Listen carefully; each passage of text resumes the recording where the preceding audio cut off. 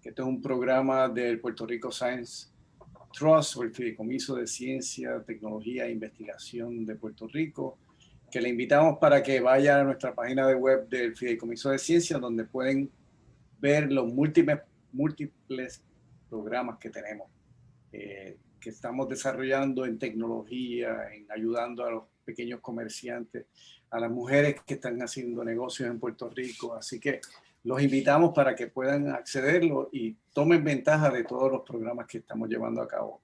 Particularmente en estos momentos estamos con un programa bastante intenso de agricultura, así que aquellos agricultores o los familiares que ustedes tengan que son agricultores también pueden entrar y tener oportunidades, las cuales se están llevando a cabo, como decimos, as we speak. Antes de comenzar la presentación, primero les voy a pedir a todos que pongan su micrófono en silencio para evitar distracciones de nuestro conferenciante y también lograr una mejor conexión. Si tienen alguna pregunta, por favor, póngala en el chat. Ahí vamos a estar pendientes para hacerle las preguntas luego al doctor Sariola. Y también, si tenemos la oportunidad, pues vamos a permitirle para que ustedes también puedan hacerle las preguntas directas al doctor. Esta sesión también va a estar grabada para referencia y está disponible en el canal de YouTube del Puerto Rico Public and Trust. Y también esta conferencia se está transmitiendo en vivo por Facebook. Así que si usted conoce a alguien que lo llama, le dice, mira, no puede entrar al Zoom, es que ya nuestra licencia tiene un tope de 300, estamos subiendo a 1000 próximamente, así que le puede enviar que lo puede estar mirando también en Facebook. Y de ahí puede también hacer preguntas. Así que le pueden dar para conectarse y darle también share.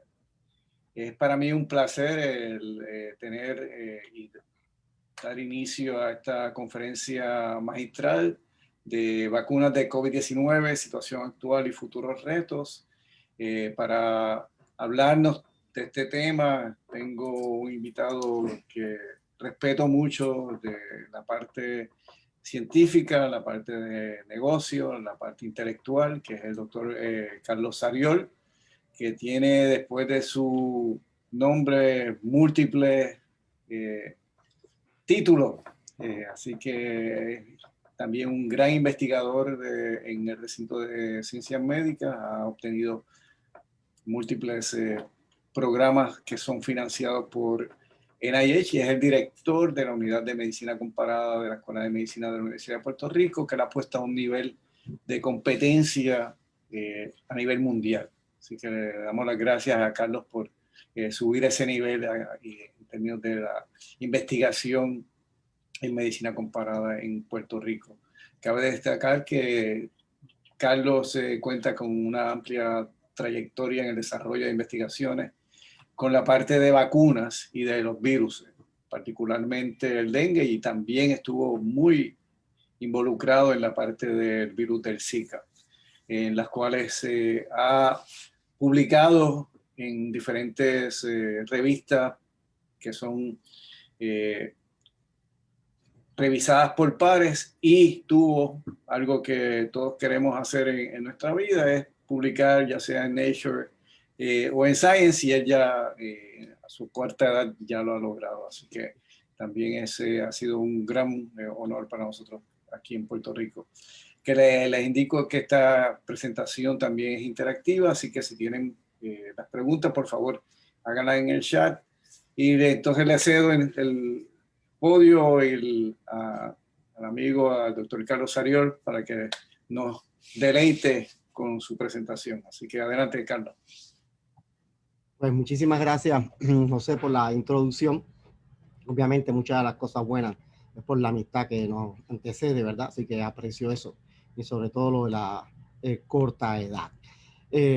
Fundamentalmente, pues yo quiero, ¿verdad? Agradecer primero que todo al Fideicomiso de Salud Pública y al Fideicomiso de Ciencia y Tecnología por organizar esta presentación y por darme la oportunidad de compartir con ustedes algunos conocimientos actuales, ¿verdad?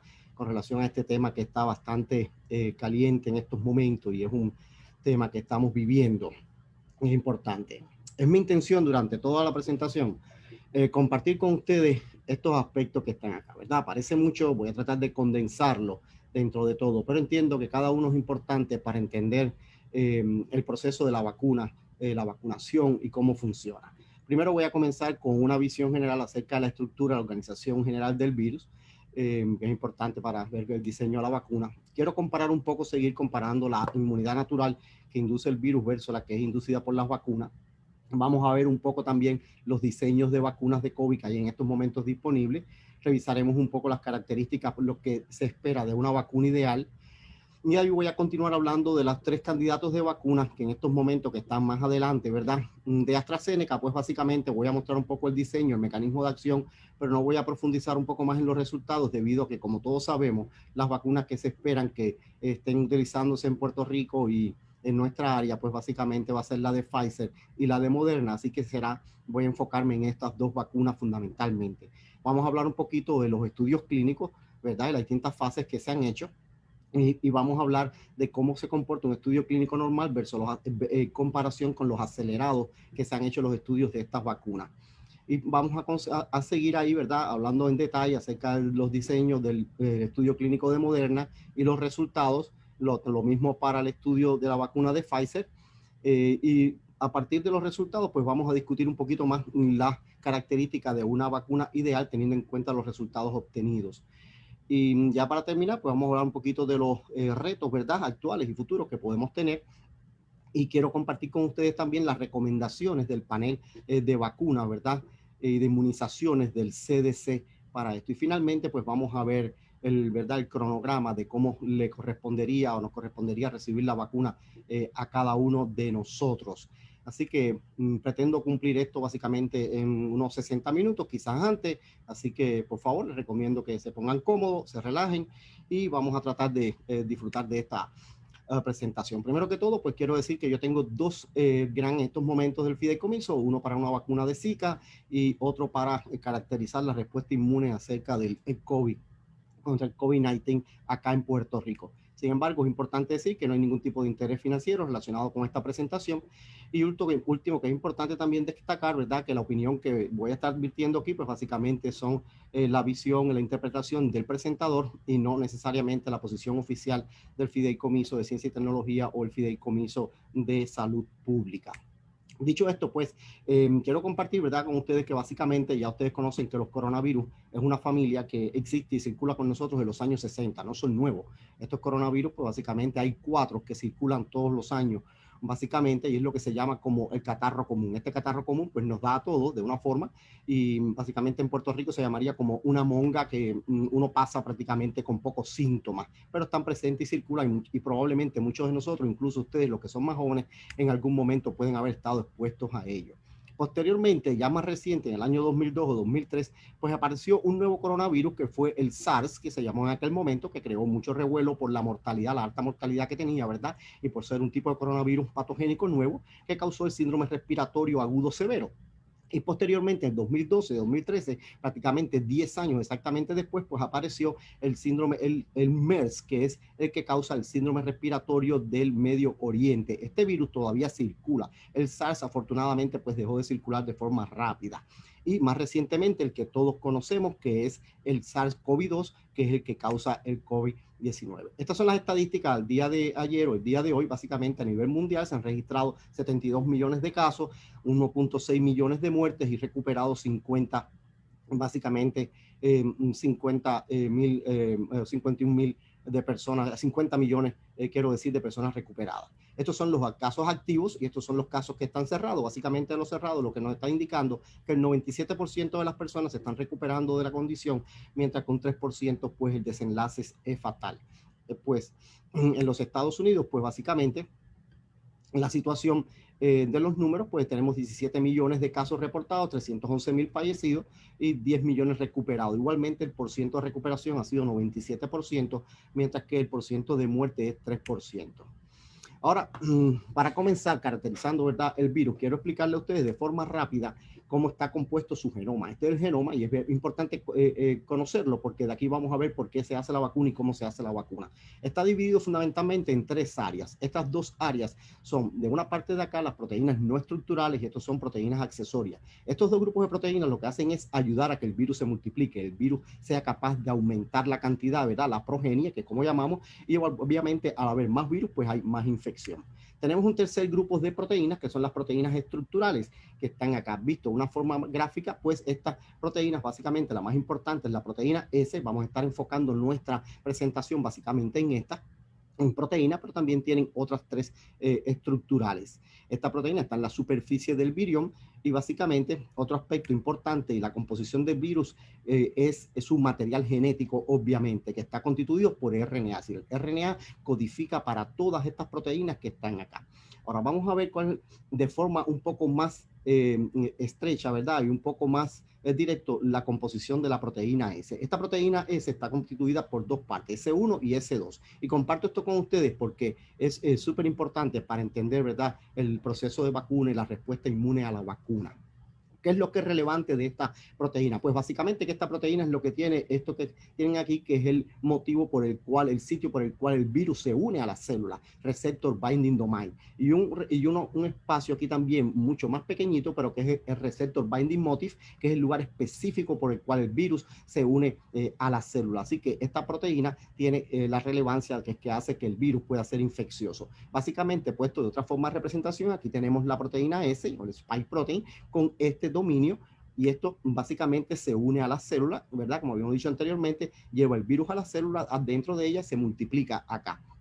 Esto es interesante porque el receptor que utiliza es el receptor de la enzima convertidora de angiotensina, que es un receptor que también se utiliza para tratar, para dar medicamentos, para tratar la hipertensión arterial, que se unen precisamente a este receptor. Así que este básicamente es digamos que es la clave de la interacción del virus con la célula y por tanto es hacia donde está dirigida la función de las vacunas para tratar de evitar que esto suceda. Otra de las razones por las cuales está dirigida hacia esto es porque conocemos que la proteína S es el blanco más importante para la neutralización. ¿Qué quiere decir neutralización? Que una vez que el sistema inmune de nosotros lo ve, pues desarrolla los anticuerpos que son capaces de neutralizar el virus. Este paper de Cells lo que nos indica es que el virus del SARS, el de 2002 al 2004, recuerdan que mencionamos anteriormente, al igual que el SARS-CoV-2, pues básicamente se une al mismo receptor. Sin embargo, en estudios hechos en ratones, ¿verdad? Y se ha hecho también en los human primates, cuando se le pone la proteína del S o el spike, estos desarrollan anticuerpos que bloquean la entrada acá. Por tanto, algo que hay que resaltar de este trabajo fundamentalmente es que las respuestas de anticuerpos policlonales inhiben la unión del virus y por tanto evitan la infección. Policlonales quieren decir que estos anticuerpos están dirigidos a distintas partes de esa misma proteína de la superficie. Esto, visto de una forma, quiero compartir con ustedes la evolución de estos anticuerpos para que tengamos una idea también de cómo podría ser la evolución de los anticuerpos contra la vacuna. Primero, el virus cuando infecta, pues produce el RNA y esto se detecta por las pruebas moleculares. Entiendo que todos los que estamos aquí escuchando esta conferencia ahora mismo, pues prácticamente tenemos una maestría en pruebas moleculares, puesto que hemos escuchado mucho de ello. Ahora, de 5 a 7 días básicamente posterior a la infección, pues se empiezan a desarrollar los anticuerpos. Y los anticuerpos, recuerden, es lo que se miden por las pruebas serológicas. Todos tenemos también una maestría en pruebas serológicas en Puerto Rico. Pues básicamente los 2 más importantes son la IgM y la IgG. Ahora, fíjense que la IgG aquí en esta figura está dividida en 2. Una gráfica que en línea continua y una línea discontinua. Esta línea discontinua lo que nos está indicando y que es un poco más alta, ven que está un poco más alta, pues esto lo que está indicando es que básicamente en los pacientes que tienen enfermedades más graves, con síntomas más severos, esos anticuerpos son mucho mayores, pero también la capacidad de neutralización y de protección que se genera es mucho mayor. Aquí tenemos una ventana que nos dice desconocido. Este desconocido se refiere a algo que está aquí marcado que dice ADE. Esto básicamente vamos a cubrirlo un poquito más adelante, ¿verdad? Pero es una amplificación dependiente de anticuerpos, pero voy a revisar con ustedes un poco más adelante. Y lo otro importante que quiero llamar la atención de ustedes de esta presentación es con relación a la duración de esta respuesta. Básicamente aquí dice de 1 a 2 años. En los coronavirus comunes, los que tenemos, los que nos dan la monga regular, básicamente la respuesta inmune sabemos que dura básicamente ese tiempo, 1 o 2 años. Con el SARS-CoV-2 pues no sabemos, ¿verdad? Porque ahora mismo precisamente hace casi un año que empezó esta epidemia y por tanto no sabemos mucho más allá de lo que ocurre con eso. Lo mismo tampoco pues está pendiente de ver cuál es la inmunidad que nos puede inducir la vacuna si va a llegar a ese tiempo. Ahora, de Puerto Rico nosotros tenemos acá una data que queremos compartir con ustedes. Esto es una data que no está publicada, ha sido generada en los laboratorios nuestros. Y es súper interesante porque esto es resultado de la infección natural. Aquí hay aproximadamente unas 35 muestras de sujetos voluntarios. Quizás algunos de ustedes que están escuchando esta presentación pues han participado de este estudio. Y los hemos seguido básicamente durante 5.3 meses. Aquí tenemos más resultados de esto, no ha dado tiempo todavía de subirlo a las figuras porque se están generando en esta semana. Pero básicamente esto lo que nos está diciendo es que acá en Puerto Rico el 100% de este grupo que hemos seguido, y estamos hablando de una población de unos 35 a 40 pacientes, que es más o menos la misma cantidad de sujetos que participaron en la fase 1 de los estudios clínicos, tanto de Moderna como de Pfizer, pues básicamente que el 100% después de 5 meses de haberse expuesto al virus, tienen una respuesta de anticuerpos neutralizantes inducida de forma natural por el virus para neutralizar el virus. Estos resultados son muy coherentes y muy parecidos a los que ha recientemente publicado el grupo de Mount Sinai, uno de los grupos más aventajados y que ha contribuido más a esto, ¿verdad? De los primeros que hicieron los diagnósticos, y ellos lo que tienen es un cohort de 121 casos, lo siguieron por 148 días y básicamente demostraron lo mismo, que la producción de anticuerpos neutralizantes ante la enfermedad natural, ante la infección natural, es bastante robusta y se mantiene continua. En Puerto Rico nosotros lo sabemos. Si usted no participa todavía en este protocolo, pues puede llamarnos y puede comunicarse con nosotros y será un placer para nosotros y le agradeceríamos mucho que siga contribuyendo a la ciencia y quizás aquí uno de estos circulitos pueda ser la muestra que tomemos a usted en algún momento. Ahora, quiero hablar de otra parte de la respuesta inmune. Esta respuesta inmune es lo que yo llamo el lado olvidado de la respuesta inmune. ¿Por qué razón? Todo el tiempo hemos estado hablando de anticuerpo, anticuerpo, anticuerpo y serología, pero muy poco o casi nada se ha mencionado la respuesta de células T. ¿Y saben qué? Es importante. ¿Saben qué? Es fundamental para producir protección. Fíjense si es así, que este grupo publicado por unos colaboradores nuestros en La Joya, con los cuales estamos colaborando ahora precisamente, pues ellos demostraron que en todos los pacientes que han pasado han tenido COVID-19, COVID-19, pues el 100% generan este tipo de células que se llaman CD4 y el 70% generan este otro tipo de células T que se llaman CD8. Interesante es que estos CD4 de forma natural, infección natural, generan una respuesta no solo contra la proteína Spike, que es la que está en la vacuna, sino contra el resto de las otras proteínas del virus. Y lo mismo el CD8. Algo importante con el CD4, y es importantísimo esta respuesta, es que este CD4 educa a las células B, que son las células que producen los anticuerpos. Por tanto, teniendo una buena respuesta de CD4, pues básicamente vamos a garantizar unos anticuerpos eficientes y efectivos que nos van a ayudar a controlar la enfermedad. Y eso es algo que quisiéramos que pasara también con la vacuna. Otro resultado importante de este grupo es que de todos ustedes, los que no hayan tenido COVID, pues ¿saben qué? Pues cada uno de ustedes, el 50% de ustedes tienen CD4 que reconocen el virus del SARS-CoV-2 y el 20% de las células CD8 de ustedes que no están expuestos también lo reconocen. Y esto es reconocimiento cruzado. Se estima, o hay muchas evidencias que sugieren fuertemente que estas reacciones que hay aquí contra el SARS-CoV-2 vienen de exposiciones previas de los 4 virus del catarro común, que son coronavirus, que hablamos anteriormente. De resaltar en esta parte, pues básicamente que la respuesta de células T inducida por el virus de forma natural prácticamente están dirigidas no solo al spike, que es lo que tiene la vacuna, sino también a todas las demás proteínas, y eso es lo que hace una respuesta robusta contra el virus. Así que las células T cuentan para la respuesta inmune. Esta figura básicamente es del mismo trabajo. Parece complicada, pero vamos a verla de una forma bastante sencilla. Esto es lo que nos está expresando la respuesta de CD4 y CD8 en este trabajo. Vamos a ver acá. De abajo hacia arriba, aquí lo que estamos midiendo es la magnitud o la frecuencia. Así que mientras más circulitos hayan, más altos estén los círculos, mejor. Así que como ustedes ven, esta es la magnitud de la respuesta que se produce de forma natural para la CD4 y para la CD8. Los CD8 tienen menos circulitos, están menos altos, hay menos respuesta. CD4, más circulitos, más altos, pues entonces hay más respuesta. Y lo otro que mide también aquí es la amplitud, lo cual quiere decir que esta respuesta de células T está dirigida no solo a una parte del virus, está dirigido a todo el virus. Y esto es lo que pasa básicamente cuando tenemos una infección natural con el SARS-CoV-2. Así que vamos a introducir un poquito con las vacunas, lo que entendemos, ¿verdad? Las características para una vacuna efectiva. De forma rápida, vamos a esto verlo con más detenimiento después que discutamos los resultados. Pues básicamente la seguridad pues, es importante para todos nosotros. Estamos preocupados por la seguridad, no de esta vacuna, sino de cualquier vacuna que utilizamos, de la influenza o de la hepatitis B o las vacunas que lo ponen a nuestros hijos, ¿verdad? En la infancia. La eficacia, pues esperamos que la eficacia, ¿verdad? La vacuna tenga una eficacia que sea capaz de controlar la infección y quizás sea una tan eficaz produciendo una inmunogenicidad, que es la respuesta inmune, respuesta de anticuerpos y respuesta de células T que acabamos de revisar, ¿verdad? Muy parecidas a las que produce la vacuna. La duración de la respuesta, pues aquí básicamente más de un año, pues esto todavía no lo sabemos, ¿verdad? Incluso la infección natural, pues hasta ahora sabemos que por lo menos quizás un año todavía pudiera estar, no sabemos qué va a pasar con la vacuna. La administración, pues, y el supply lo vamos a ver más adelante, pero son aspectos que yo diría que en estos momentos no son tan importantes por la emergencia de esta vacuna, pues, a considerar. Lo que quiero compartir con ustedes es comparar un poco la inmunidad que se produce desde el punto de vista por la infección natural con lo que pudiera esperarse de la vacuna, ¿verdad? Esta gráfica está representando el % de mortalidad que hay por los distintos grupos de edades. Pero ¿qué nos está diciendo esto, verdad? Que hay mucha menos mortalidad en estos grupos, que ya esto lo sabemos y lo conocemos, como se ha visto en los medios. Pues esto nos está diciendo indirectamente que en estos distintos grupos de edades la infección natural es capaz de inducir una inmunidad, ¿verdad? En estos niveles de %. Básicamente el 96.4% en este grupo de edades, 100% en los pacientes, en los pocos que se han expuesto, donde se han visto, ¿verdad? Y así necesariamente. Así que este es el tipo de % que queremos ver en una vacuna básicamente y que se produzca en todos los grupos de edades.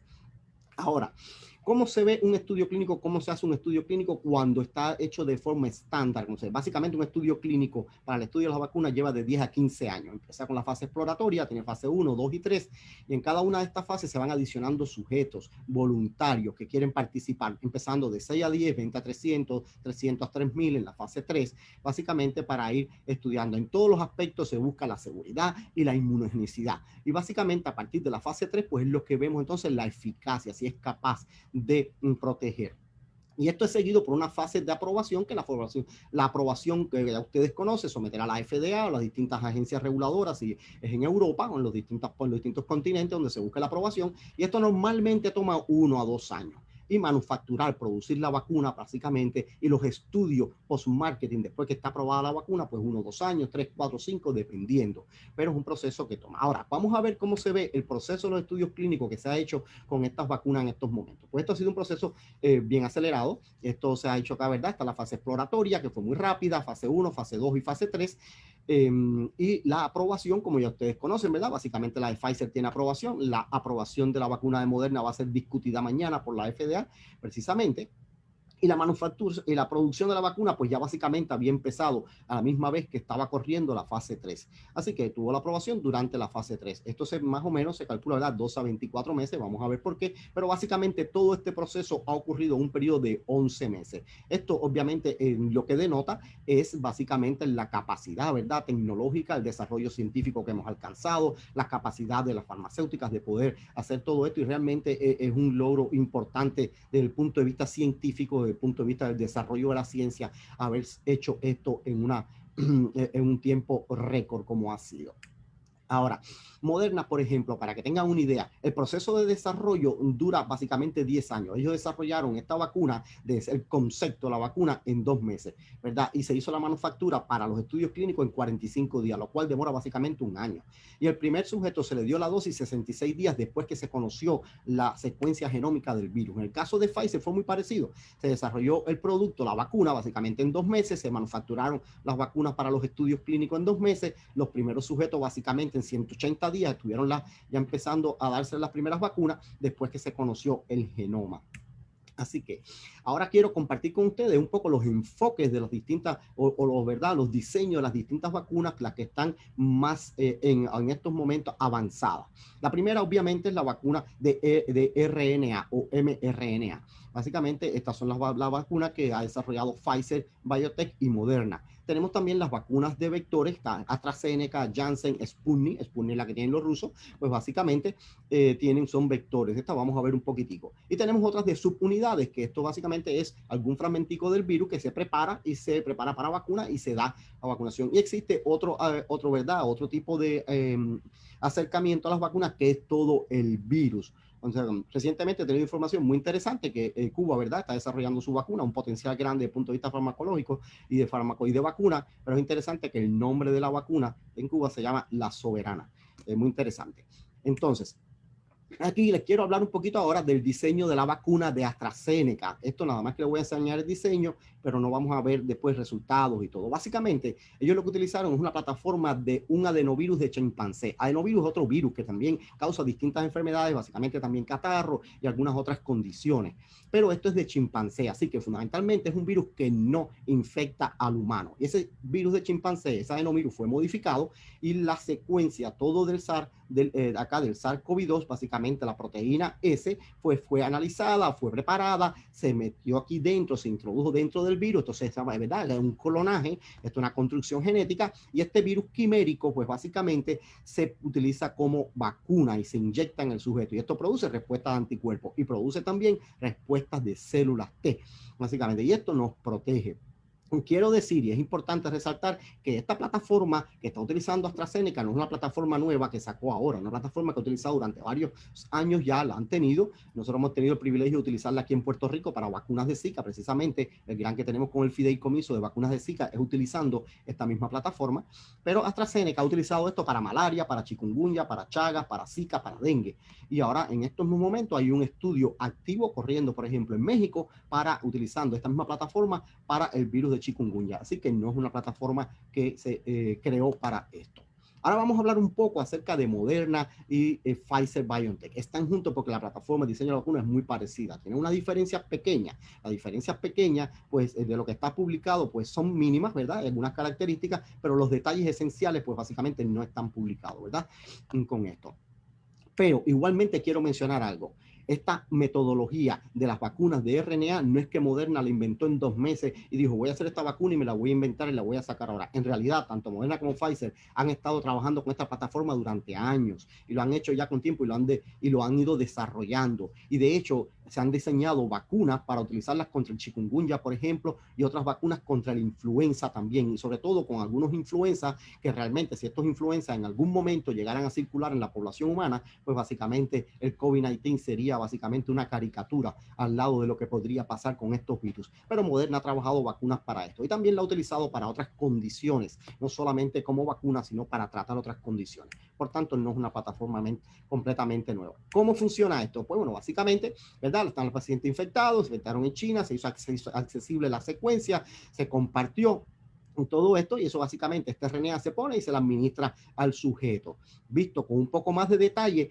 ¿qué es lo que sucede? Pues aquí recuerdan que hablamos del RNA, ¿verdad? Y que el RNA codifica para las distintas proteínas. En este caso, pues se toma un fragmentico aquí pequeñito, este de acá, que nada más que codifica para el gen de la proteína S, la spike, este que está acá. Pues ¿qué se hace con eso? Pues las compañías lo meten dentro de una cápsula de lípidos. Estos son nanopartículas, es una estructura lipídica, los lípidos son grasa y la grasa lo que hace es estabilizar la molécula, proteger esto que está acá. Este RNA es muy fácil de degradar, esto se rompe muy fácil y todo, pero las compañías, tanto Modernas como Pfizer, le han hecho unas modificaciones para que sea estable, de forma tal que esa vacuna dure dentro del organismo. Así que una vez que está esta vacuna, pues esta vacuna se inyecta, ¿verdad? Vamos a ver un poco los esquemas de inmunización más adelante.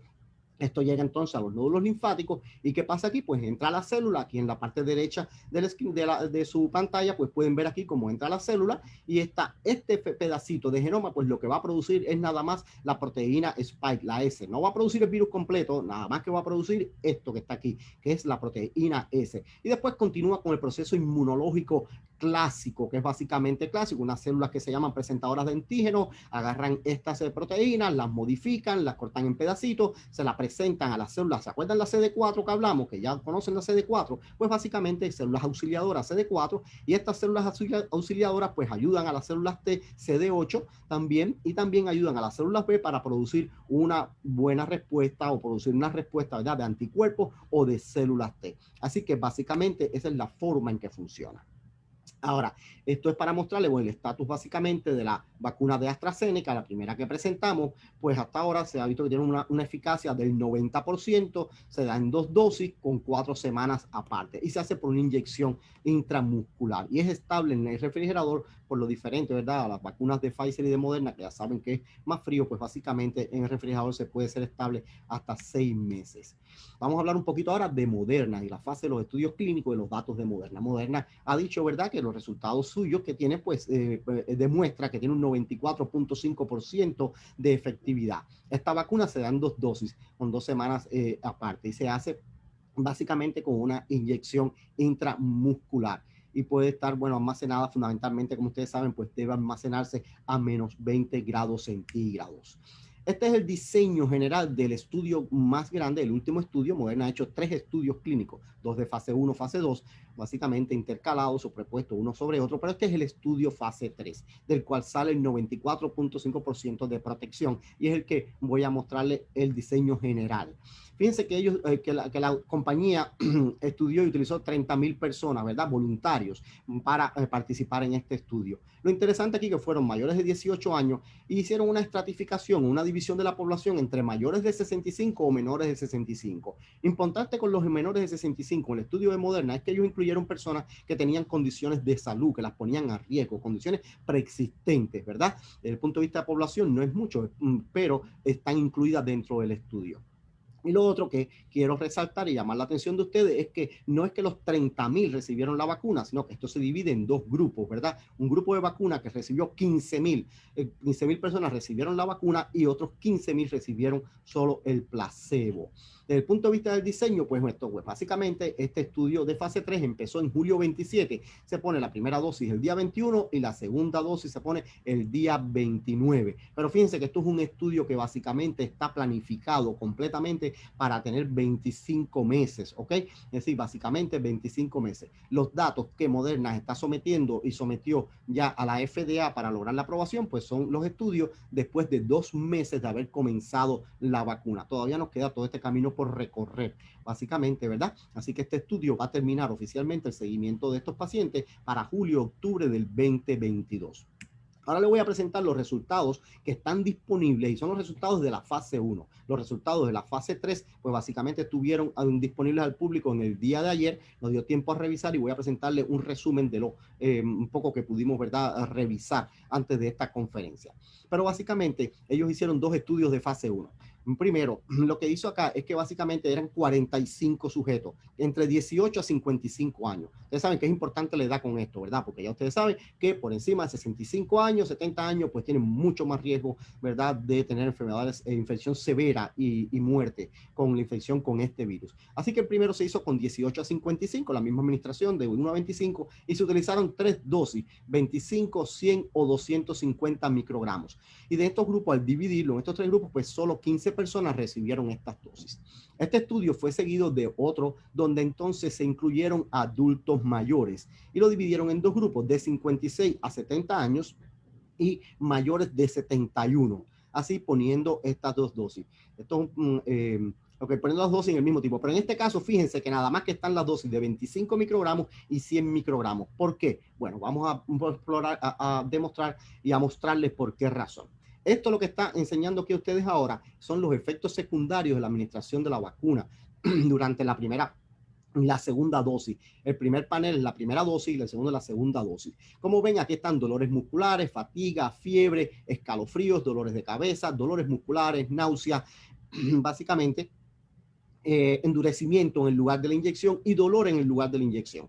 Si ven, pues básicamente los síntomas más importantes fueron el dolor, ¿verdad?, en el lugar de inyección, y lo otro que nos demuestra esto acá es que los síntomas fueron mayores durante la segunda dosis más que en la primera, aumentaron mucho más en la segunda dosis. Pero si miramos con detalle, pues vamos a ver que básicamente todos estos síntomas que están un poco más altos y en color naranja, que quiere decir que los síntomas fueron severos, pues básicamente estaban relacionados con la dosis de 250 microgramos. Es por eso que en el siguiente estudio con adultos mayores, pues la compañía Moderna decide eliminar esa dosis. Aquí lo que nos está exponiendo, pues básicamente es lo mismo, los eventos adversos, pero por las distintas dosis con los distintos grupos de edades. En general, yo creo que lo que hay que decir de esto, que básicamente se disminuyeron el porciento de los efectos, ¿verdad? A pesar de que son personas que tienen mayor edad, lo que más prevaleció, ¿verdad?, fue el dolor en el sitio de inyección, obviamente asociado más con la dosis de 100 microgramos, pero ninguno fue severo. Así que en general podemos decir que el profile, ¿verdad?, que tiene las características de efectos secundarios de estas vacunas de Moderna, pues básicamente es bastante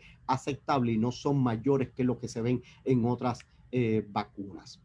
Ahora vamos a ver estos resultados de la respuesta inmune humoral. Estos son anticuerpos, ¿ok? Entonces vamos a ver esto y vamos a hacer un análisis de estos resultados de forma rápida. Estos que ven aquí, le pongo esto para que ya están familiarizados con esta figura anteriormente. Esto es un ensayo de neutralización para determinar qué cantidad de anticuerpos neutralizantes, anticuerpos que protegen contra la vacuna. La diferencia entre este ensayo y este ensayo es que básicamente este se realizó buscando los anticuerpos que neutralizan nada más que la proteína S, la proteína Spike. Y este ensayo se realizó utilizando todo el virus. Por tanto, sería, digamos, ese sería como el gold standard, el comparador exacto de todo esto. Pues, además de esto, pues vamos a mirar la dosis de 100 microgramos, que es la que finalmente, ¿verdad?, Moderna decidió utilizar. Si vemos acá, pues básicamente en este grupo de edades, que es el primer estudio, ¿verdad?, de 18 a 55 años, pues básicamente lo que se demostró es que después de la primera vacunación, la respuesta de neutralización directamente a lo que es la vacuna, pues básicamente estuvo presente en menos de la mitad de los participantes.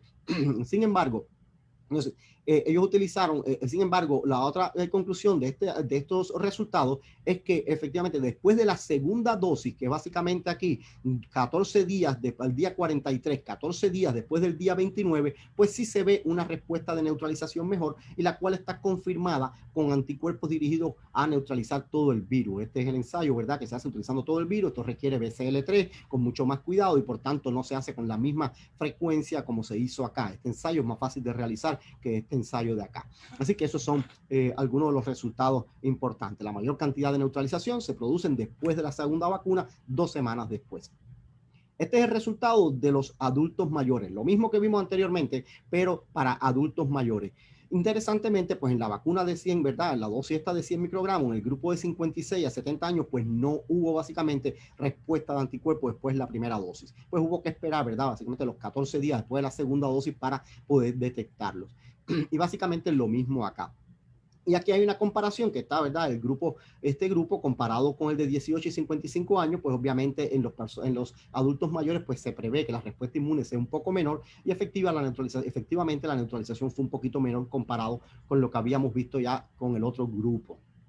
Ahora vamos a ver un poco la respuesta de células T. ¿Se acuerdan de la respuesta de células T, verdad? ¿Se recuerdan de los CD4 que hablamos que eran importantes? Pues la compañía mide, ¿verdad?, toda esta respuesta en los voluntarios que participaron en la vacuna y básicamente vamos a ver los resultados comparando las respuestas T-helper 1 y T-helper 2. ¿Qué quiere decir o cómo se traduce estas dos respuestas? Bueno, básicamente la T-helper 1 es la respuesta que queremos ver porque esta respuesta está asociada básicamente a una protección, posible protección.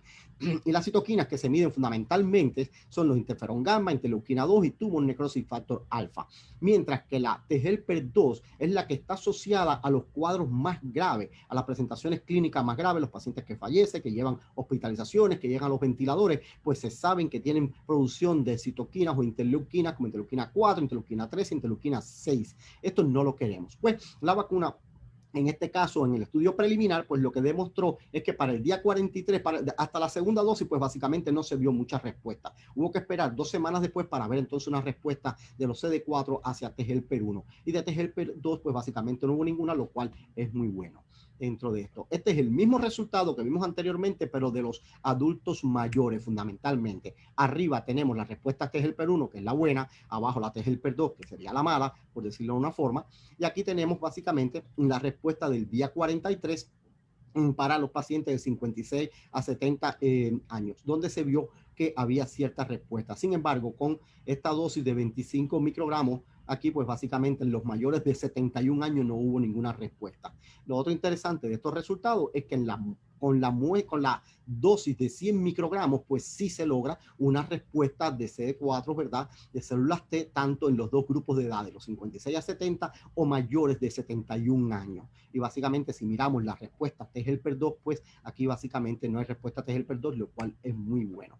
Así que con estos resultados, pues es que esos son los resultados de la fase 1 y Posteriormente, pues completaron la fase 3. De la fase 3, básicamente no hay reportado hasta ahora resultados de inmunogenicidad que yo conozca, ¿verdad? Respuesta inmune. Lo que han reportado ha sido la eficacia y eso es lo que voy a compartir con ustedes. Estos resultados están presentados en este documento, que es el documento que sometió Moderna a la FDA para revisar su vacuna. Gracias a Marcos López, ¿verdad? Doctor Marcos López, que me hizo llegar este documento ayer en cuanto se hizo público y salió. ¿Qué es lo que nos está mostrando este documento? Pues básicamente lo que le dice Moderna a la FDA no es muy distinto a lo que salió en la nota de prensa, obviamente con mucho más detalle.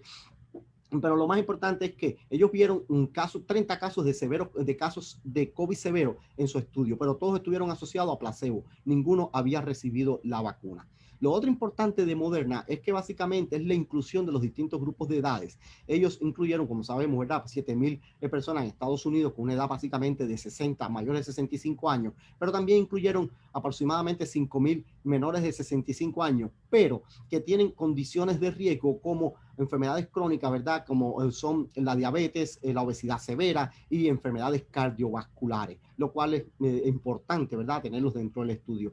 Pero también otro aspecto desde el punto de vista de la población, de estos 11,000 participantes, pues prácticamente tienen 37% que representan distintos grupos étnicos, que eso es muy importante. Y dentro de estos grupos étnicos, pues tenemos 6,000 participantes que se identificaron como latinos, ¿verdad?, o hispanos, y más de 3,000 como afroamericanos. Que es importante tenerlo, porque ustedes saben, son las dos comunidades que han sido más golpeadas por la epidemia o por la pandemia. Y esta es la gráfica, básicamente, que nos da el 94.5% ¿verdad?, de eficacia de esta vacuna. Lo que está en azul, que sube hacia aquí, son todos los voluntarios que recibieron placebo. Y lo que está aquí en rojo son los voluntarios que recibieron la vacuna. Cuando se mira la data que ofrece Moderna, pues básicamente ellos detectaron que entre los grupos que recibieron placebo, que no recibieron la vacuna, pues se detectaron 185 casos confirmados de COVID-19. Mientras que en de la vacuna solo 11 casos fueron detectados. Y esto es lo que hace, ¿verdad?, y da un nivel de protección de la vacuna al 94.5%. Así que dicho esto, pues vamos a ver ahora básicamente los mismos resultados, pero de la compañía Pfizer, que nos dice que tiene un 95%, ¿verdad?, de protección, que da 2 dosis, ya vimos cómo son 3 semanas aparte, básicamente 1 y 21 días, un poco más corta que la de Moderna. También es una inyección intramuscular y pues se almacena a temperaturas más frías, que ya es conocido, ¿verdad?, en los medios. Esto se llevó y se sometió a la FDA el día 11 de diciembre, básicamente la semana pasada, y en una votación de 17-4, donde 17 votaron a favor, 4 votaron en contra y una abstención, pues básicamente se aprobó y la FDA recomendó que esta vacuna pudiera utilizarse en adultos mayores de 16 años. Así que vamos a ver en qué se basan estos resultados y estas recomendaciones. Este estudio de Pfizer, pues básicamente incluyó una población de 48,448 voluntarios. Pero, otra vez, quiero llamar la atención de ustedes. De estos 43 se dividen en los dos grupos, así que solo 21,700 recibieron la vacuna y 21,700 recibieron el placebo.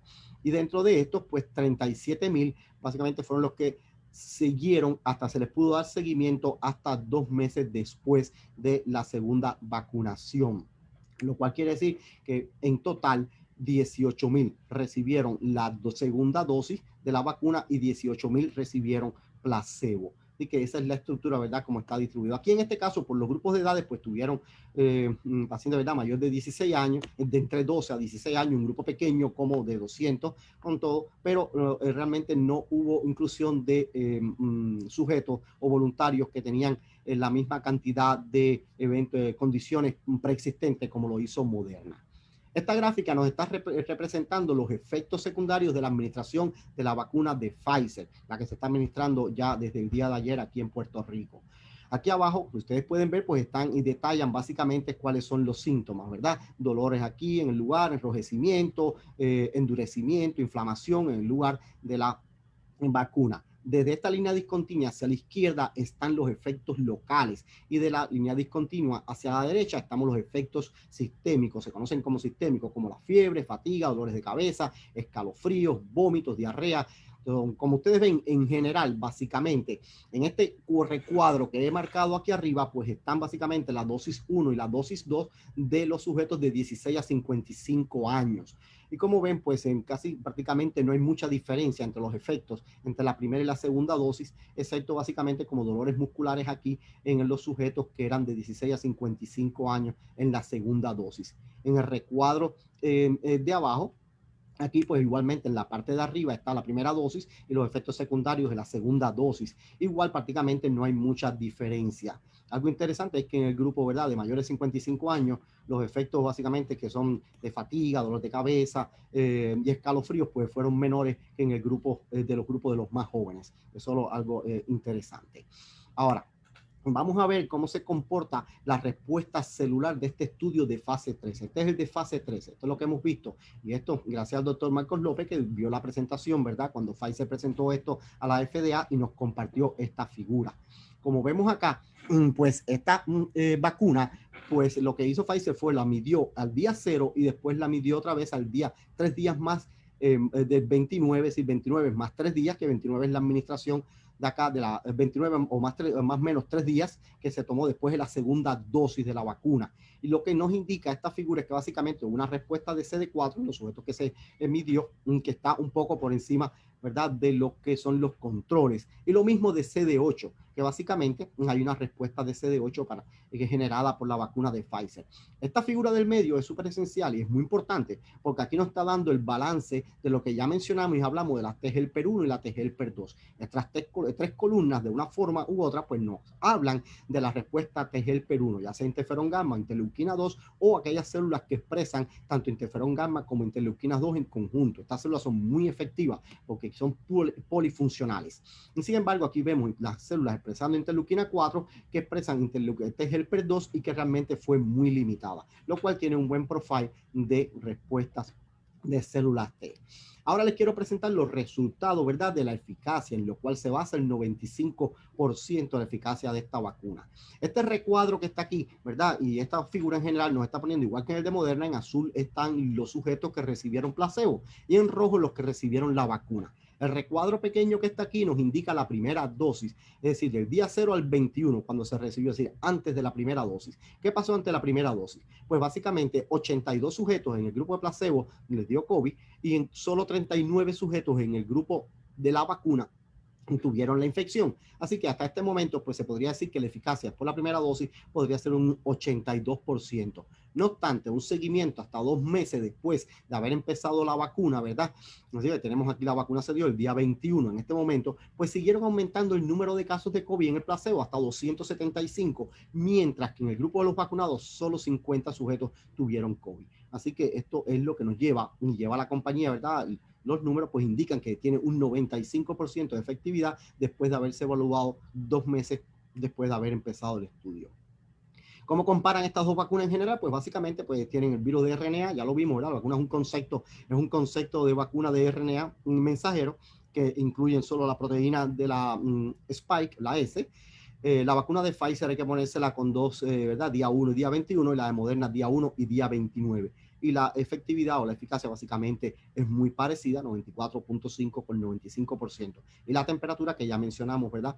Hay algunas diferencias, hay que refrigerarla, pero básicamente la de Moderna necesita menos temperatura, que esté menos fría que la de Pfizer.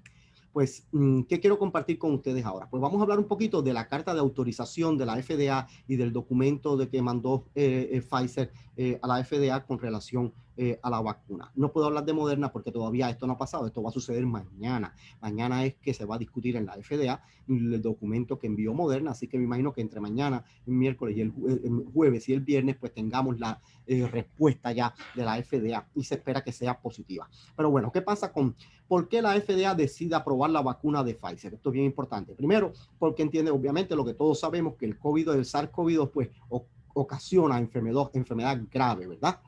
Y ocasiona la muerte. Por tanto, ese es el primer punto. El segundo punto es porque la FDA entendió que era razonable creer que esta vacuna, con la data que ofreció Pfizer, era razonable creer que básicamente esta vacuna pudiera ser efectiva previniendo el COVID. y por tanto los beneficios, ¿verdad?, con relación a los riesgos de lo que sabemos hasta ahora, a pesar del poco tiempo de la vacuna, son muchos más que se pueden esperar que los riesgos si no se utiliza la vacuna. Y por tanto, esa es la segunda causa. Y la tercera causa, razón, básicamente, es porque no hay en estos momentos, pues no hay nada alternativo a la vacuna de Pfizer o similar para prevenir la infección. Ahora, con los resultados que hemos hablado y que hemos visto, pues vamos a revisar un poquito otra vez con un poquito más de detalle las características de una vacuna efectiva. Bueno, desde el punto de vista de la seguridad, vamos a hablar un poquito de la seguridad ¿verdad? Vamos a mencionarla anteriormente a continuación.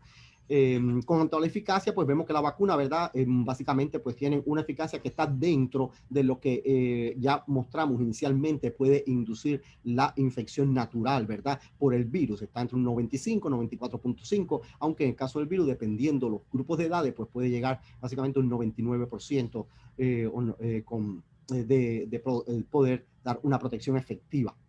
Así que, y la inmunogenicidad, pues ya vimos que también esta vacuna es capaz de inducir anticuerpos y células T dirigidas sobre la proteína Spike o la S, no contra todo el virus obviamente, pero es capaz de producirlo. Y la respuesta, pues no vamos a saber hasta un año, 2 años, ¿verdad? Mientras no pase todo este tiempo, no vamos a saber cuánto tiempo va a durar la inmunidad que nos induce esta vacuna. La administración de esta vacuna, pues es muy similar, es una inyección, ¿verdad? Que se hace básicamente como todas las vacunas.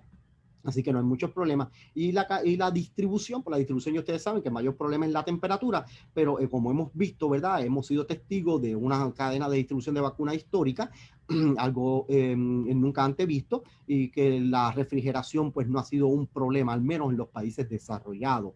Vamos a ver, ¿verdad? En los países del tercer mundo o en vías de desarrollo, pues deberíamos esperar positivamente con la colaboración de los gobiernos, la Organización Mundial de la Salud, etcétera, que esta vacuna pueda llegar a todos los lados y a todos los rincones del planeta. Ahora, quiero enfocarme con ustedes en esta casi la última parte de la presentación. Quisiera enfocarme un poquito en los retos, ¿verdad? Actuales y futuros. Primero, una de las características que tiene la vacuna que no se puede ignorar, pues básicamente es que esta vacuna pues utiliza solo un determinante antigénico, la proteína Spike, comparado con toda la inmunidad que se induce cuando el virus enfrenta al organismo. Aquí es una data que quería compararle para ver esto cómo se comporta y explicar un poquito esta diferencia porque es importante.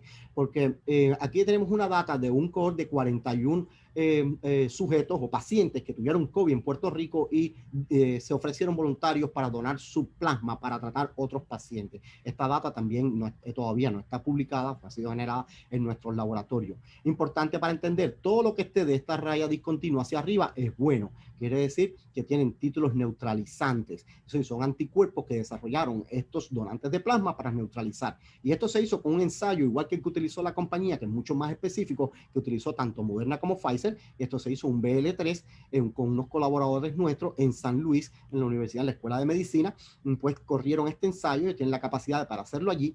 Y pues básicamente lo que demostramos con esto es que el 97.5% de estas personas, de este grupo, pues desarrollan anticuerpos neutralizantes contra todo el virus, ¿verdad? Esto es un poco distinto a lo del cohort que vimos seguido. Esto es un grupo distinto.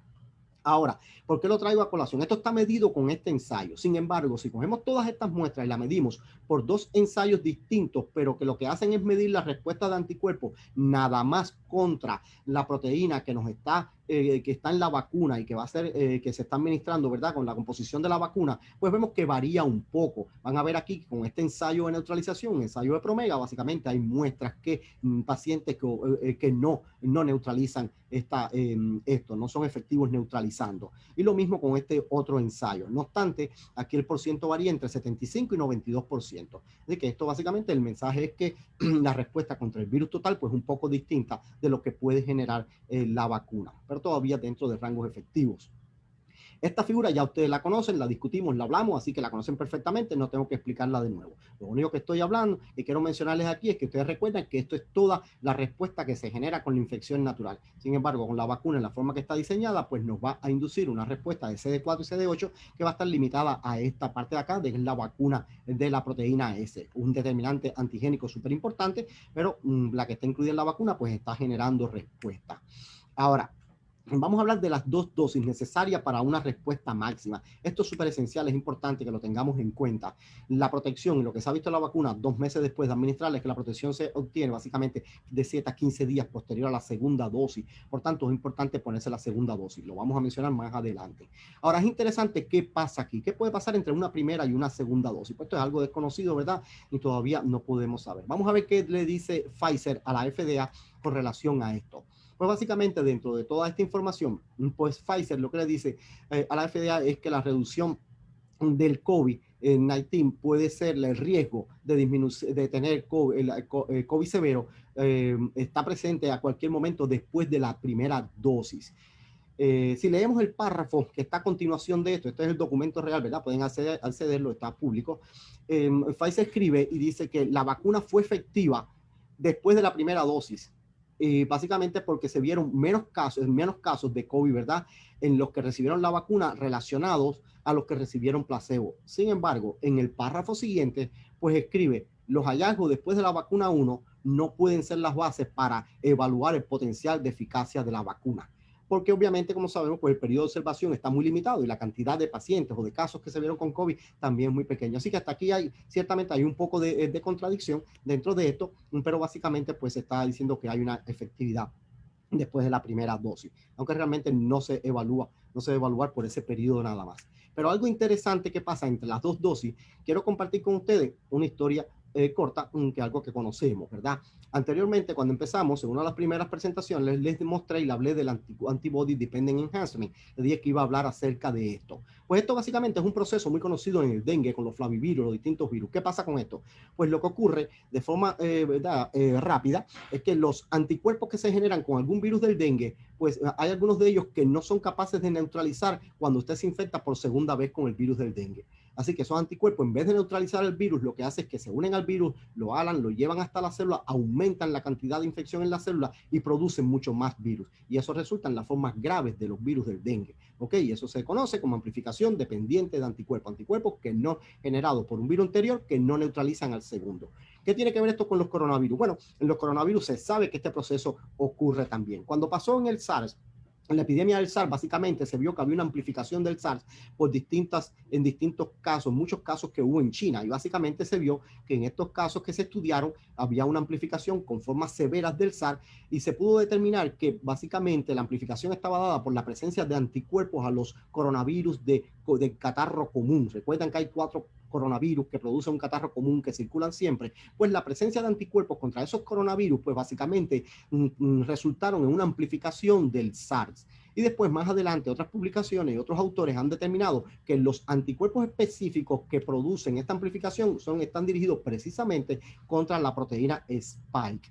Esto pues básicamente es de infección natural. ¿Esto puede pasar inducido por una vacuna o no? Pues esto no lo sabemos, ¿verdad? Es muy pronto para saberlo, pero tengo que exponerlo porque es parte de la ciencia. Y les traigo esta pequeña historia basada en la vacuna de dengue, la única vacuna de dengue que está aprobada en estos momentos. Fíjense que esta vacuna empezó a estudiarse en 1993. Esto es ¿verdad? Un timeline básicamente como se hacen todas las vacunas. Básicamente la vacuna tomó 15 años desde que se desarrolló inicialmente para empezarla a poner en fase, en estudios clínicos, para ponerlas en pacientes o en voluntarios, quise decir.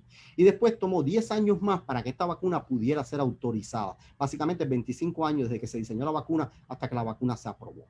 Ahora, fíjense lo interesante del desarrollo de esta vacuna y qué tiene que ver con lo que estamos hablando el día de hoy. En esta vacuna estuvieron 31,000 participantes y todos eran niños, básicamente entre 2 a 16 años de edad. La vacuna tenía 3 dosis, o tiene 3 dosis, porque todavía la vacuna está, obviamente.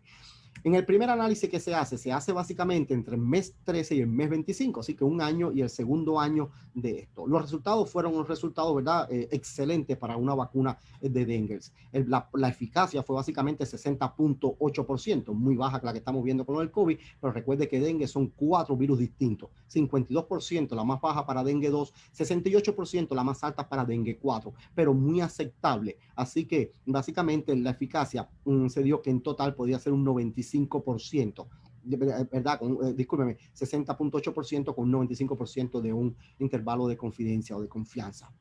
Ahora, la compañía, después de analizar esta etapa, pues realiza posteriormente, a medida que va corriendo el tiempo, después de haberlo vacunado, en el año 3, año 4, hace otro análisis, ¿verdad?, de la seguridad por situaciones que empezaron a presentarse en el sudeste asiático. ¿Y qué es lo que se encuentra? Pues aquí voy a mostrarle de forma corta los resultados, ¿verdad? Para los que no están muy familiarizados con este tipo de gráfica, pues vamos a mostrarle, ¿verdad? Esto es muy fácil de interpretar. Todo lo que tenemos esta línea discontinua que está hacia la izquierda, acá en su pantalla, pues básicamente todo esto es bueno para la vacuna, ¿verdad? Y todo lo que está hacia la derecha es malo para la vacuna, ¿verdad? Dentro de todas las cosas acá. Así que, y básicamente lo que ocurrió y lo que se vio en este estudio después de 2 o 3 años de seguimiento es que básicamente las hospitalizaciones de casos confirmados por dengue aumentaron y que los casos clínicos severos por dengue pues eran mucho más, estos 2 casos eran muchos más en los que habían recibido la vacuna que en los que no habían recibido la vacuna. Así que esto es ¿verdad? Un evento, un hecho real de la historia de la ciencia que está corriendo, y tanto está corriendo, tanto es así que a pesar de todo esto, pues básicamente Sanofi somete a la FDA y la FDA le dio una autorización de esta vacuna con estas modificaciones precisamente en enero 22 de este mismo año, del año 2020. Tengo que añadir, ¿verdad?, que tuve el privilegio de ser invitado al board de asesores de Sanofi para discutir aquellos resultados y si esto se sometía a la FDA. Y realmente pues yo en conjunto de los otros miembros del comité pues recomendamos que con esas modificaciones que esta vacuna se aprobara o se sometiera a la solicitud de aprobación en niños mayores de 9 años y que hayan tenido dengue anteriormente, porque básicamente esto que pasó aquí fue en los sujetos que no habían tenido dengue. En los niños, el grupo de niños que ya habían tenido dengue, pues básicamente esto no ocurrió. Así que esto fue aprobado. Ahora vamos a continuar hablando un poquitico de la seguridad de la vacuna de Pfizer y que tenemos acá. Como ustedes saben, hace la semana pasada, básicamente, o antes pasada, se dieron las primeras dosis en el Reino Unido y de forma inesperada, ¿verdad?, y anticipada, pues aparecieron unos casos de anafilaxis. 2 casos en 2 trabajadores de la salud, los primeros que se le dio. Entonces, esto se está estudiando, no se sabe exactamente de eso. Cuando se mira la composición de la vacuna, es muy difícil establecer por qué pasó esto. Básicamente, es una hipótesis, es lo que se dice en este momento. Lo que se pudiera creer es que esta vacuna, para estabilizarla, tiene polietilenglicol, ¿verdad? Los que tienen un background de química, de farmacología, pues básicamente conocen esto, una molécula de alto peso y el sistema inmune puede verla, puede reconocerla. Así que porque el resto básicamente es sal, azúcar y otros componentes que son inertes, y grasas también que tienen algunos lípidos. Así que esto está en estudio. Otro de los efectos ¿verdad? De seguridad o consideraciones, para decirlo correctamente, de seguridad de esta vacuna sometida precisamente de Pfizer a la FDA, pues básicamente Pfizer dice que hay data insuficiente para evaluar cuán segura puede ser esta vacuna en niños o en personas menores de 16 años, en mujeres embarazadas o en mujeres que están lactando, básicamente, y en pacientes inmunocomprometidos. Así que esto está por ver. Y ellos obviamente, y esto es esperado, que básicamente como puedan haber reacciones adversas que son poco comunes y que no están previstas, pues este tipo de reacciones adversas únicamente se van a saber en el seguimiento de estos pacientes durante los próximos 2 años que todavía dura el estudio clínico. Algo interesante es que en este reporte, pues básicamente Pfizer indica que ellos encontraron una mayor cantidad de casos de parálisis de Bell en los pacientes que recibieron la vacuna comparado con el grupo placebo. Así que 4 en el grupo de la vacuna y el grupo, para los que no están familiarizados con la parálisis de Bell, pues básicamente esto es una condición donde se produce una parálisis de la mitad de la cara, ¿verdad? Básicamente, y es producto de una inflamación del séptimo par craneal, que es el nervio, ¿verdad? El séptimo, que básicamente, que es el nervio facial, y este nervio facial lo que hace es que es una inflamación básicamente. Esto se produce en respuesta a distintas, ¿verdad? Puede ser medicamentos, pero básicamente enfermedades virales, algunas enfermedades bacterianas también lo producen, pero es algo que se resuelve básicamente solo. Esto se resuelve quizás con un poco de antiinflamatorio y el tiempo de duración depende de una persona a otra. Así que no es algo que entendamos que sea algo mayor. Pero interesante que apareció más en los pacientes, en los sujetos que recibieron la vacuna comparado con la población que recibió placebo. Y la incidencia es de 20 a 30 casos por 100.000 por año con esto.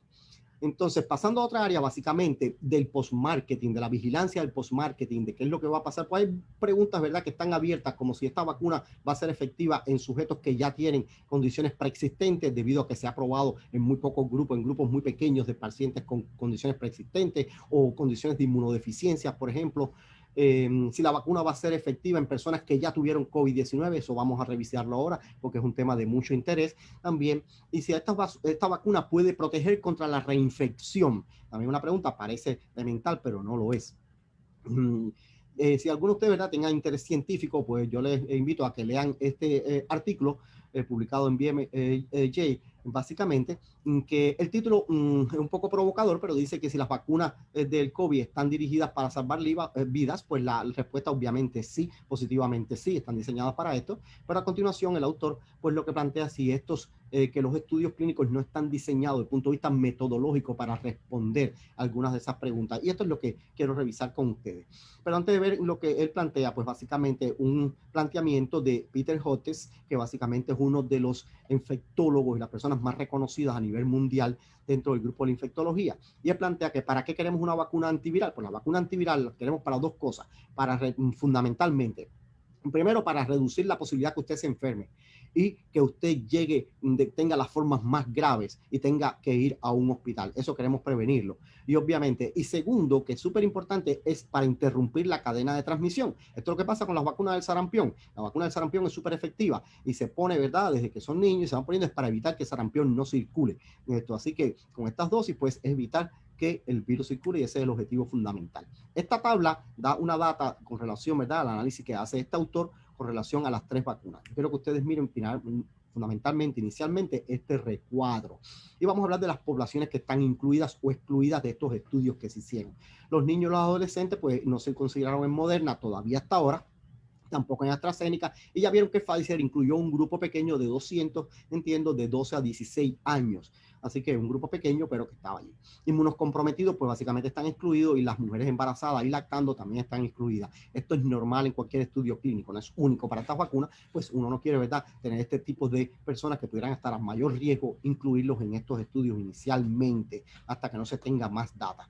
Pero lo otro interesante de este trabajo son los endpoints o los objetivos que nosotros queremos llegar con estos estudios y estos diseños de estas vacunas. Primero, si es capaz de prevenir la enfermedad sintomática, pues los 3 estudios clínicos, de las 3 compañías están diseñados para responder esto. La otra pregunta que hay aquí es si están estos estudios diseñados para responder la pregunta si hay una reducción en la severidad de las hospitalizaciones, las admisiones, etcétera. Pues realmente en la forma que están diseñados metodológicamente no están diseñados para responder esto. Y la pregunta también si están diseñados para determinar si se interrumpe la cadena de transmisión, pues tampoco están diseñados para responder esa pregunta. Y esta última, pues básicamente está confirmado por el director médico, el jefe médico de Moderna, pero aplica básicamente a Pfizer porque los estudios están diseñados de una forma muy similar. Y él lo que dice es que básicamente el trial de ellos no está diseñado, ¿verdad?, para demostrar que hay una prevención en la transmisión, sencillamente porque para poder hacer eso hay que hacer swab y estudiar, ¿verdad?, básicamente 2 veces a la semana por largos periodos de tiempo a todas las personas que están en el estudio. Esto prácticamente es impracticable. Sí, lo que quiere decir es que si la vacuna, te disminuye los síntomas, pero evita que transmitas el virus, pues básicamente eso no está concebido. Ahora, en cuanto a la efectividad de esta vacuna en los sujetos que ya tuvieron COVID, pues lo que Pfizer le indica a la FDA es que la data es insuficiente para hacer conclusiones si el beneficio es individual, ¿verdad?, para las personas que han tenido infección anterior por coronavirus. Sin embargo, indica que teniendo en cuenta la data limitada que hay muy poca data, de que estos pacientes, estas personas que ya tuvieron coronavirus pudieran reinfectarse, pues la vacuna quizás pudiera ayudar a evitar una reinfección, pero realmente la data no es concluyente con relación a esto. Y ahora, dentro de la última sección, pues básicamente lo que quiero compartir con ustedes es los planteamientos, ¿verdad?, que ha hecho el CDC con relación al informe positivo que dio la FDA con relación a la vacuna de Pfizer. ¿Y cuáles son las recomendaciones de este panel de inmunología que hace el análisis, verdad, de todos los productos de vacunas y las recomendaciones? Pues en cuanto a la administración, el CDC lo que nos está diciendo es que la administración, pues obviamente son 2 dosis que son con 4 días de gracia. El CDC está diciendo que usted se la puede poner al día 21, se la puede poner al día 17, ¿verdad? Puede haber una variante, una ventana dentro de esto para ponerse las dos vacuna. Ahora, si la segunda vacuna no se puede poner dentro de la ventana de 21 días, tiene que ser más de 21 días, pues la dosis se debe administrar en lo más pronto posible. ¿Ok? No es necesario repetir la primera. Entonces se puso la primera, pues la segunda. Si no se la pone el día 21, pues tiene que hacerla lo más rápido del día 21. Ahora, es importante también resalta una vez más que es necesario ponerse las 2 dosis, porque es lo que la vacuna, la eficacia de la vacuna está evaluada con las 2 dosis, no con una. Ya lo discutimos y lo hablamos. Y esto también es muy importante, no se pueden intercambiar las vacunas. Si suponiendo que se apruebe la de Moderna, y esperamos que sí, pues básicamente usted no puede ponerse la primera dosis de Pfizer y la segunda de Moderna, porque eso no se ha estudiado, no se sabe lo que va a pasar con la inmunogenicidad distinta de cada una de esas vacunas. Así que usted se pone las 2 dosis de la misma compañía. Ahora, ¿qué nos dice el CDC con relación a las personas con historial anterior de haber tenido el coronavirus? Pues básicamente lo que está diciendo el CDC es que no hace falta testarlo, no hay que hacer pruebas serológicas, usted no tiene que hacerse una molecular, no tiene que hacerse nada. Si usted está siendo asintomático, si usted tiene prácticamente estos antecedentes, usted no tiene que hacerse nada antes de ponerse la vacuna. Es decir, no se recomienda. Estos son recomendaciones. Entonces, sin embargo, después el CDC dice que para las personas que tienen actualmente, si usted va a vacunar, si usted tiene COVID en ese momento, pues no se recomienda vacunar en el momento que usted tiene la infección. Y esto es algo obvio, ¿verdad? Usted no se pone la vacuna de la influenza si usted tiene un catarro. Eso se conoce, aunque no sea influenza. Así que esto es una recomendación, ¿verdad? Bastante estándar dentro de eso. Lo que es interesante aquí es que como está sugiriendo que no se teste, ¿verdad? Que no haya testaje con esto, pero que no se ponga lo que tenga infección, es interesante porque sabemos que prácticamente el 80-85% de las personas pueden estar infectados con el virus y no tienen síntomas. Así que puede estar en esta parte, ¿verdad? Aunque nos habla de personas asintomáticas, pero los síntomas pueden ser tan mínimos que básicamente la persona no puede saber que tiene infección por COVID en ese momento, no se va a testar y por tanto pues va a recibir la vacuna. Así que va a ser un escenario bastante interesante desde el punto de vista inmunológico. Contraindicaciones y precauciones que indica el CDC.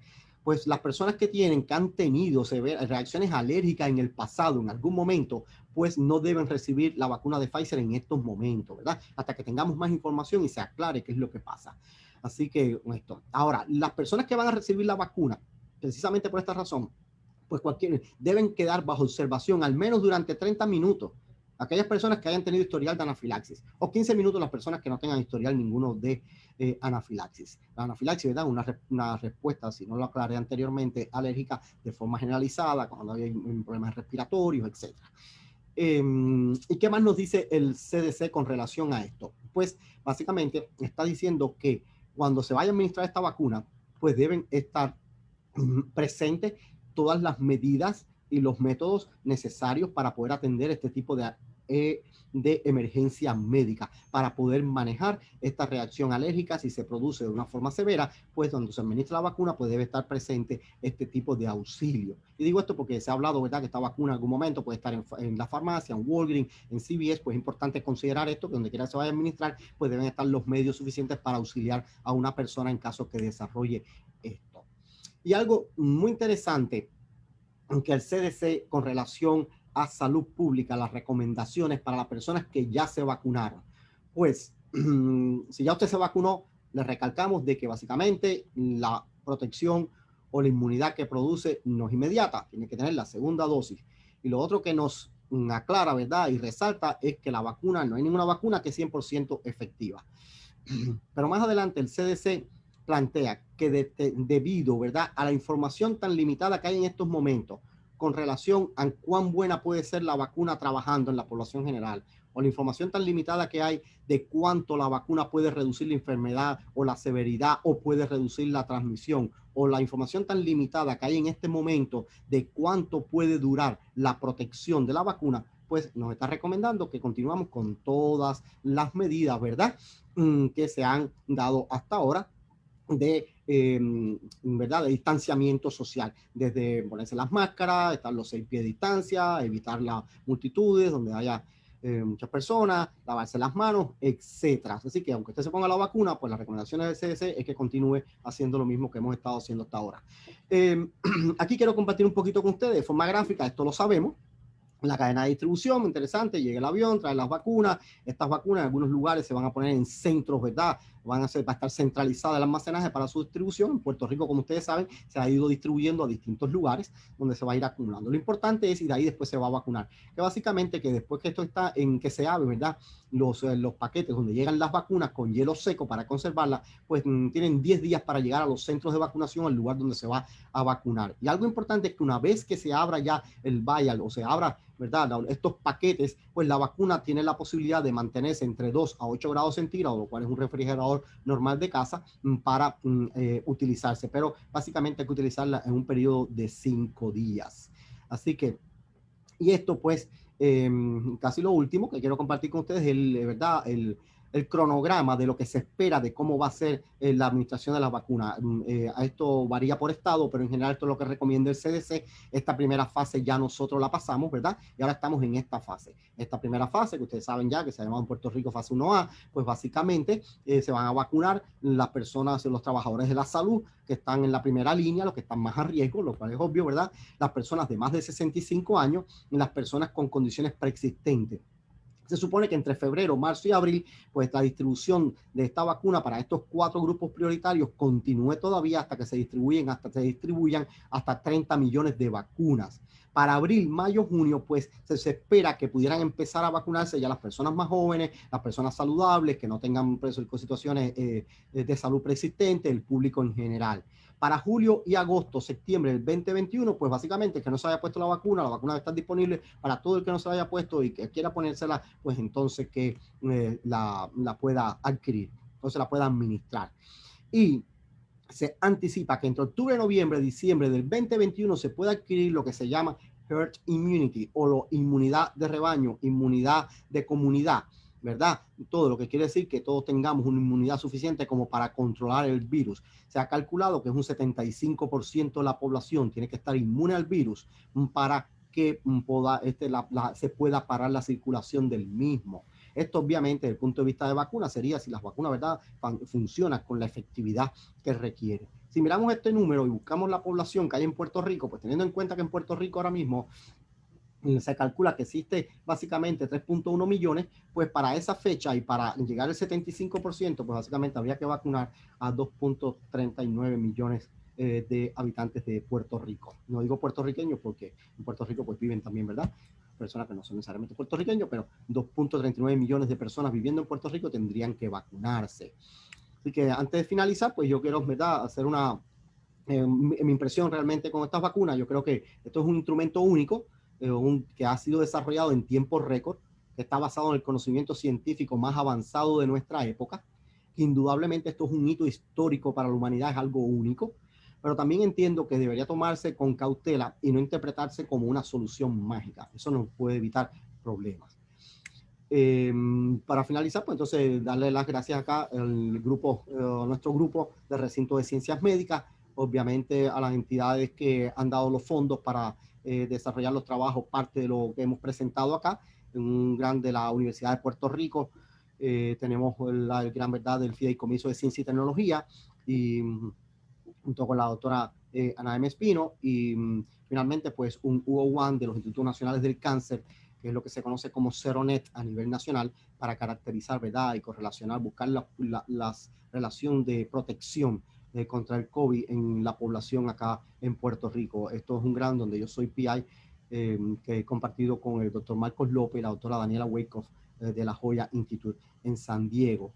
También es importante agradecer a todos los voluntarios que han participado, tanto en el protocolo nuestro, y creo que hay que agradecer a todos los voluntarios que han participado en los protocolos de vacuna por su participación en los mismos, y también al staff del Latin Clinical Trial Center por toda su dedicación y hacer todo su trabajo y el trabajo ejemplar que hacen con el reclutamiento de los voluntarios para para los estudios que estamos llevando a cabo. Así que pues yo creo que este es el final de mi charla, y cualquier pregunta, pues... Gracias, Carlos. Excelente presentación. Tenemos varias preguntas que ya han puesto los compañeros en el chat. Vamos a hacerla en forma de cuando la pusieron primeramente. Tenemos la primera, que es Iván Rodríguez Pérez, que pregunta si se han realizado qué efectos tendría esta vacuna en personas que tengan HIV o VIH. Disculpe que me había puesto en mute. Pues mira, Iván, esa es una pregunta excelente y el CDC lo dice bien claro y los documentos sometidos a la FDA son bien claros. No hay estudios, no hay resultados con relación a esto. En las poblaciones que tienen inmunodeficiencia, lo que recomienda el CDC es que se consulte con su médico. No se está diciendo que no se la puede poner, no está diciendo que no se la debe poner. Lo que está diciendo es que básicamente se consulte con su médico si no hay algunas otras contraindicaciones mayores, ¿verdad?, para hacerlo. Obviamente, si es una persona inmunodeprimida que tenga y que esté en un momento, ¿verdad?, que tenga poco conteo de CD4, poco conteo de CD8, etcétera, pues quizás sea una contraindicación para poner la vacuna, no tanto por los efectos que vaya a tener la vacuna, sino por los no efectos que va a tener la vacuna, sino que no va a tener una respuesta óptima a la misma. Espero haber respondido la pregunta. Tenemos a Elian que nos pregunta qué diferencia hay entre la aprobación regular de la FDA y la aprobación ahora de emergencia, además del tiempo, que habían mencionado el tiempo. ¿Qué otra diferencia hay entre estas aprobaciones? Bueno, de hecho, yo creo que esa respuesta, si está Marcos López por ahí en algún lugar, creo que Marcos puede responderla un poco mejor que yo, porque él ha estado mucho, ¿verdad? Él está mucho más familiarizado con los procedimientos y los procesos administrativos de la FDA, pero de mi perspectiva, lo que conozco, ¿verdad? Entiendo es que la FDA, como ustedes vieron, pues antes de aprobar ya sea un medicamento o sea una vacuna, pues analiza mucho más data. Bueno, y además de los 10 billones de dólares que pusieron, ¿verdad?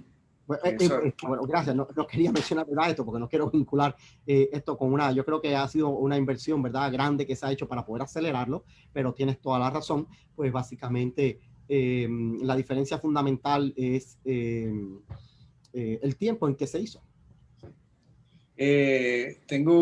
Si Brenda Rivera nos pregunta si las personas asmáticas pueden vacunarse. Las personas asmáticas. Sí. Vuelvo a decir, yo voy a responder lo que dice el CDC, consulte con su médico. Lo más probable es que sí. No hay una contradicción. Que recuerden que la cantidad en el estudio, como se ha hecho de forma tan corta, la cantidad de participantes que tuvo fue muy poca. Básicamente Moderna fue la que incluyó pacientes con condiciones preexistentes, pero no incluyó pacientes persistentes con asma. No se puede decir por la data que hay, pero el CDC indica de que no debe haber una contradicción y que se debe ver cada caso a caso con su médico. Y como tú bien indicaste, las personas que se vayan a estar vacunando, hay que esperar ya sea 15 minutos o 30 minutos, dependiendo de la condición médica que tenga, así que se le debe dar la atención rápida para esta persona. Así que tenemos también Glorimar San Miguel pregunta si se recomienda la vacuna a pacientes con trastornos de coagulación y enfermedades autoinmunes. La misma respuesta. Y yo diría que ese caso, ¿verdad?, pues sería algo difícil. No quisiera ser el médico primario que tiene que evaluar esa situación, ¿verdad que sí? Porque yo diría, algunos casos, quizás en algunos casos, ¿verdad? Es decir, quizás la infección natural te va a dar una infección y una respuesta inmune mucho más robusta, mucho más consistente, con menos riesgo para ti, si tú no tienes condiciones preexistentes, si no estás en una edad de los más afectados, etcétera. Pero una persona con estas características, pues obviamente una infección por el virus tiene muchas posibilidades de que sea mortal, pero por otra parte la vacuna, no sé cuánto podría estimular el sistema inmunológico, pero algo que quiero dejar claro, por el diseño en que está hecho esta vacuna, en realidad no es una vacuna que debería crear muchos problemas, aún con los problemas. Lo más que podría pasar con las personas que tienen problemas de inmunidad es que no estimule suficientemente el sistema inmune. Recuerden que esto es un fragmento del genoma del virus que está expresando una proteína del virus. Gracias. Tenemos aquí, si tú sabes de algún otro compuesto o medicamento que se esté desarrollando para tratar a los pacientes que sean COVID-19 positivos. Bueno, sí, hay una serie de compuestos básicamente que están basados en básicamente en anticuerpos, anticuerpos monoclonales que se están desarrollando y algunos compuestos policlonales que ya están en uso, básicamente, pero la misma compañía Pfizer, la misma compañía Moderna están trabajando, tienen algunas líneas que son anticuerpos también. Probablemente recuerde, ¿verdad?, que en los casos en que no se puedan administrar la vacuna, pues básicamente necesitamos tener otras herramientas para poder ayudar a esos pacientes. Tengo aquí un comentario de Antonio Pérez Casanova que nos dice que las recientes vacunas de Pfizer y Moderna son dirigidas principalmente a combatir la enfermedad. Eso ya tú lo dijiste claramente, el COVID-19, y no sabemos si está atacando al virus per se SARS-CoV-2. Evidencias previas sugieren que la activación de las células de memoria residentes en tejido pulmonar depende directamente de la ruta de vacunación. Por ende, la vacunación por mucosa respiratoria induce una fuerte respuesta de memoria celular, mientras que la intramuscular no lo logra. El comentario, la pregunta que te hace, ¿se podría argumentar que por su magnitud y longevidad en la respuesta inmunitaria de dichas vacunas se puedan convertir en parte del arsenal terapéutico de refuerzo y o dosis de temporada? Las que son... Bueno, es una excelente pregunta y obviamente tiene una información inmunológica, un componente inmunológico súper importante, en verdad, dentro de la pregunta es muy razonable, es muy, una pregunta que tiene una buena, una excelente pregunta, fundamentalmente.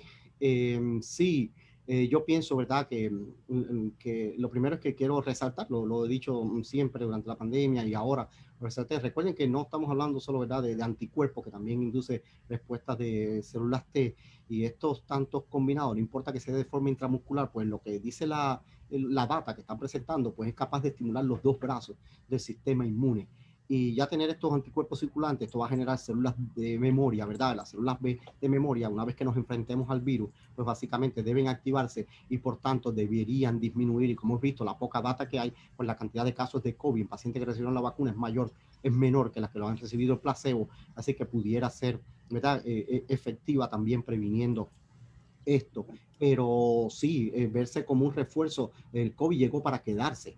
Este virus no es que va a desaparecer mañana, no como el SARS que pasó. Así que esta vacuna, como verdad, el que hace la pregunta, entendido que el doctor, verdad, que hizo la pregunta, que básicamente esta vacuna va a quedarse y probablemente cuando se haga refuerzo de vacunas de influenza, probablemente esta vacuna va a estar y se hagan el único problema con las vacunas por vía nasal, pues básicamente no se recomienda en pacientes inmunodeprimidos, en pacientes que tengan, pero a diferencia de la vacuna de influenza, la vacuna es un virus total, ¿verdad? Básicamente que se da por vía nasal, pues en este caso sería nada más que esta partícula. Por tanto... ¿Te pusiste en sí, por alguna razón se puso en mi bueno, espero haber, hasta donde llegué, haber respondido la pregunta. No, fue al final solamente, Carlos.